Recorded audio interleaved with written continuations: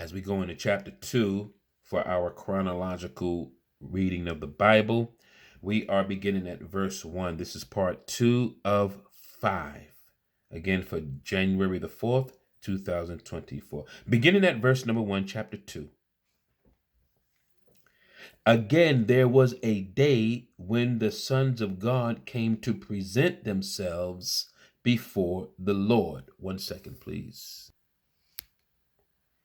I start again, verse number 1, chapter 2. Again, there was a day when the sons of God came to present themselves before the Lord. And Satan came also among them to present himself before the Lord. And the Lord said to Satan, "From where do you come?" So Satan answered the Lord and said, "From going to and fro on the earth, and from walking back and forth on it." Then the Lord said to Satan, "Have you considered my servant Job, that there is none like him on the earth, a blameless and upright man, one who fears God and shuns evil, and still he holds fast to his integrity, although you incited me against him to destroy him without cause?" So Satan answered the Lord and said, "Skin for skin. Yes, all that a man has, he will give for his life.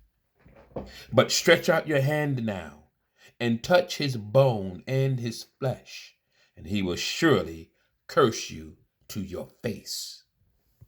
Verse number 6. And the Lord said to Satan, "Behold, he is in your hand, but spare his life." So Satan went out from the presence of the Lord and struck Job with painful boils from the sole of his foot to the crown of his head. My goodness. And he took for himself a potsherd with which to scrape himself while he sat in the midst of the ashes. Then his wife, verse number 9, then his wife, Job's wife, said to him, "Do you still hold fast to your integrity? Curse God and die." But he said to her, "You speak as one of the foolish women speaks. Shall we indeed accept good from God, and shall we not accept adversity?" In all this, Job did not sin with his lips. Now, when Job's 3 friends, verse number 11, heard of all this adversity that had come upon him, each one came from his own place. Eliphaz, the Temanite, Bildad, the Shuhite, and Zophar, the Naamathite.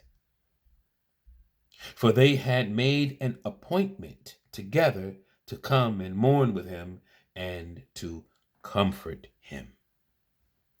And when they raised their eyes from afar and did not recognize him, they lifted their voices and wept, and each one tore his robe and sprinkled dust on his head toward heaven.